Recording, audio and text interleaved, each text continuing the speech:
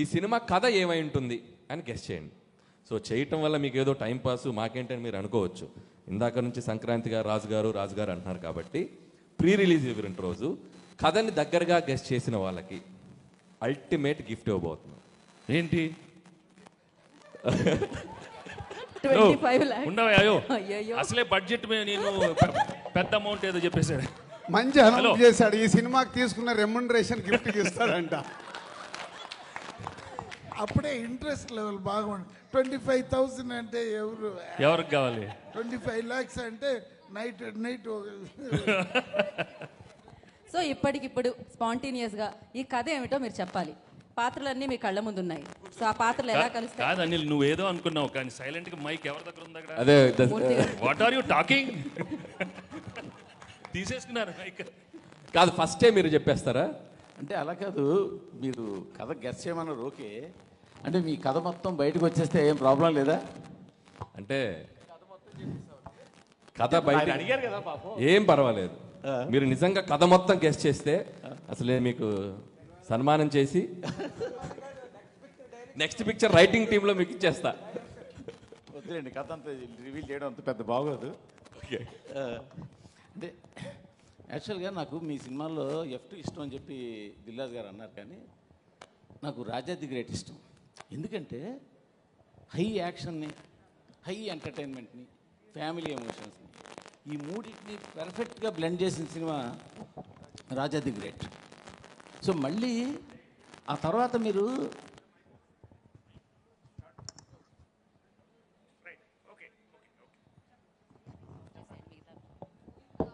Hello తర్వాత మీరు entertainment చేస్తున్నారు కానీ యాక్షన్ కొంచెం వదిలేశారు. నాకు ఈ సినిమా చూస్తుంటే మళ్ళీ రాజా ది గ్రేట్ లాగా అటు ఫ్యామిలీ, ఇటు యాక్షన్, అటు వెంకీ గారికి కావాల్సిన ఇంటింట్లో ప్రియరలు, ఆ బ్లెండ్, ఇవన్నీ కలిపి మీరు కథ అల్లినట్టు కనిపిస్తుంది. బేసిక్గా సీఎం ఉన్నారు, పార్టీ ప్రెసిడెంట్ ఉన్నారు, CEO ఉన్నారు, సో అక్కడ గ్యాంగ్స్టర్లు ఉన్నారు. సో ఒక క్లైమాక్స్లో ఏదైనా ఒక కిడ్నాప్ డ్రామా లాంటిది ఏదో మిక్స్ చేసి ఉంటారని అనుకుంటున్నాను. సో ఎక్స్ కాపుకి పిలుపు రావడం, ఎక్స్ కాపు వెళ్ళి సేవియర్ లాగా ఆ స్టేట్ గవర్నమెంట్ ప్రాబ్లమ్ని సాల్వ్ చేయడం, ఈ సాల్వ్లో ఇద్దరు హీరోయిన్లు ఆయన పక్కన ఉండి ఎంటర్టైన్మెంట్ చేయడం, ఇదన్నీ నేను అనుకుంటున్నాను.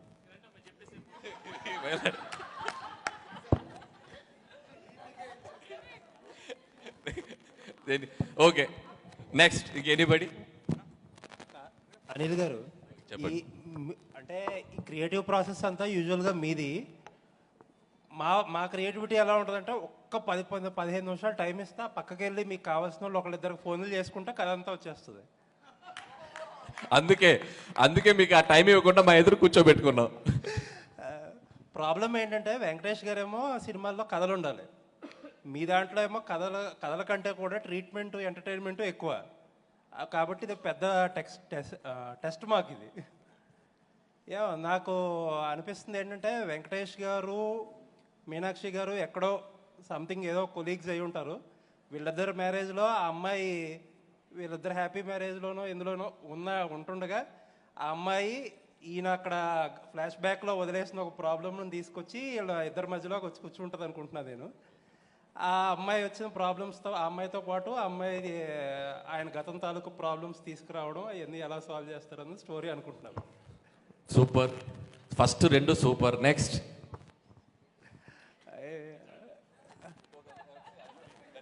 ఈ సినిమా కథ ఏమై ఉంటుంది అని గెస్ చేయండి. సో చేయటం వల్ల మీకు ఏదో టైం పాస్ మాకేంటని మీరు అనుకోవచ్చు. ఇందాక నుంచి సంక్రాంతిగా రాజుగారు అంటున్నారు కాబట్టి ప్రీ రిలీజ్ ఈవెంట్ రోజు కథని దగ్గరగా గెస్ చేసిన వాళ్ళకి అల్టిమేట్ గిఫ్ట్ ఇవ్వబోతున్నాం. ఏంటి? 25 lakhs. ఉండవయ్యో, అయ్యయ్యో. అసలే బడ్జెట్ నేను పెద్ద అమౌంట్ ఏదో చెప్పేశాడు. మంచి అనౌన్స్ చేశాడు. ఈ సినిమాకి తీసుకున్న రెమ్యునరేషన్ గిఫ్ట్ ఇస్తాడంట.